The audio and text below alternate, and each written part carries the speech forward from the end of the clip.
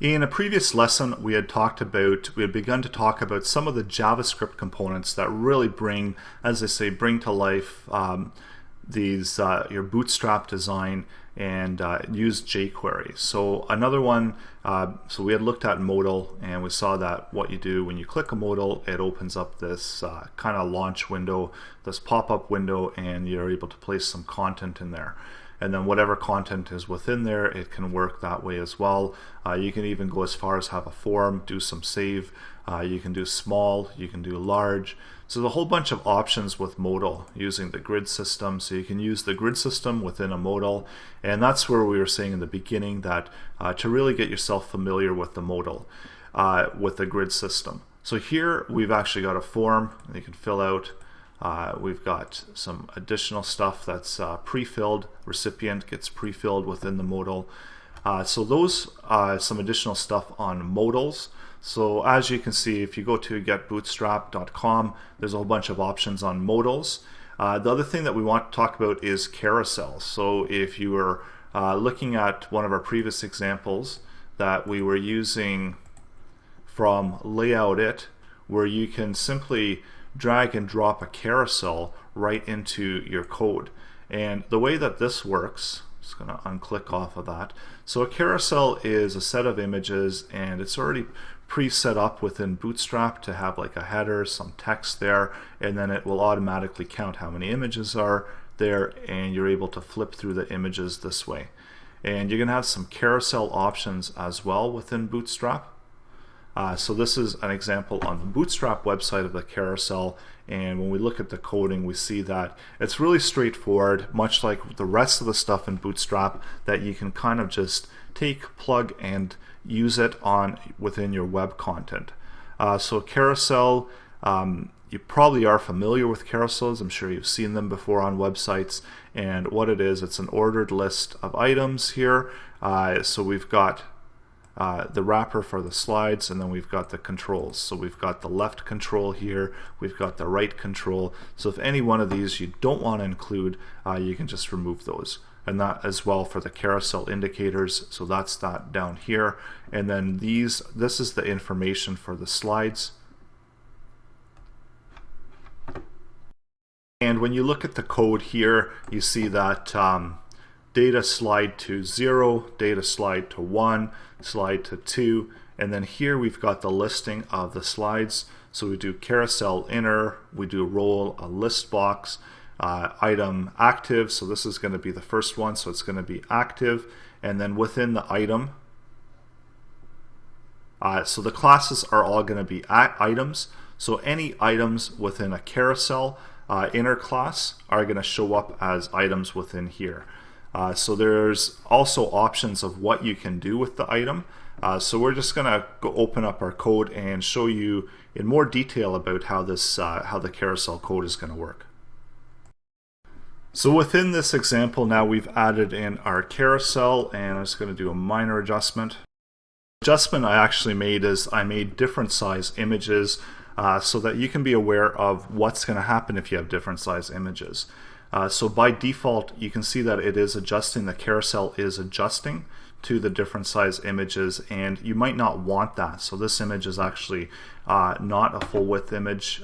So you got to be mindful of this type of stuff when you are creating the carousel, that your images do span the entire width.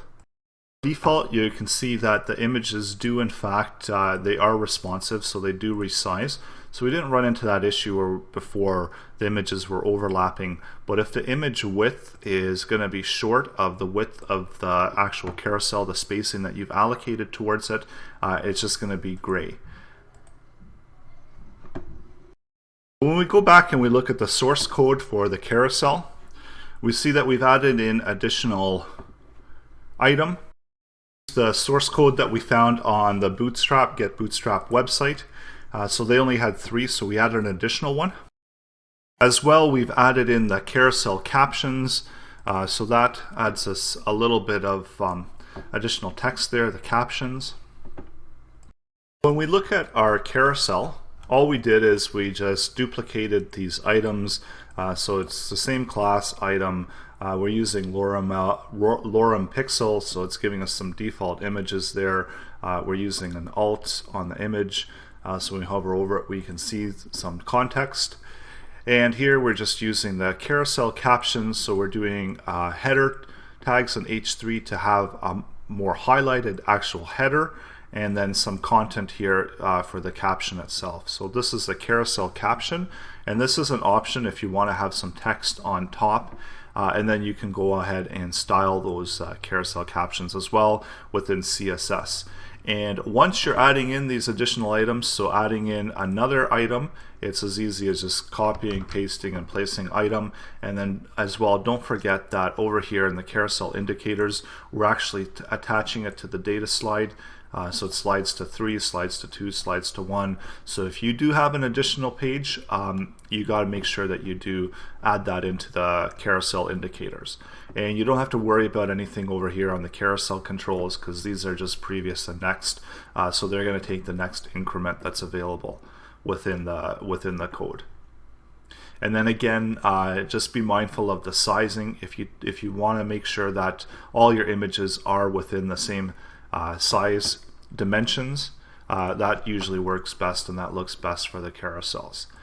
And then finishing up with carousels, so it is a JavaScript jQuery object that's available within Bootstrap. So you do have some options to access it as you would with any JavaScript or jQuery. So you're identifying the class, so this is going to apply to any carousel. If you want to have multiple carousels, you want to use the ID instead of the class.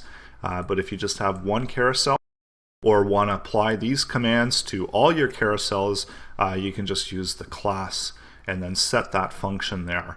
So the values that you can, the options that you can pass through to this function, so you can have an interval. So by default it's 500, so every 5 seconds it's going to filter through that.